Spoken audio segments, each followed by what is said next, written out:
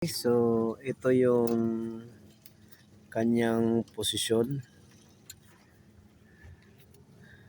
Yan. Ilalak natin sa kabila. Yan. Okay.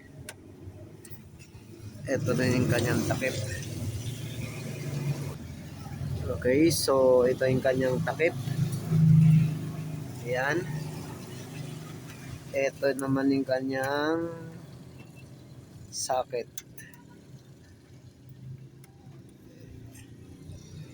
Yan, so ito yung kanyang socket.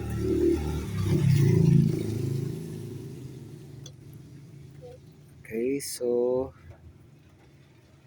nakataas, ayan na siya.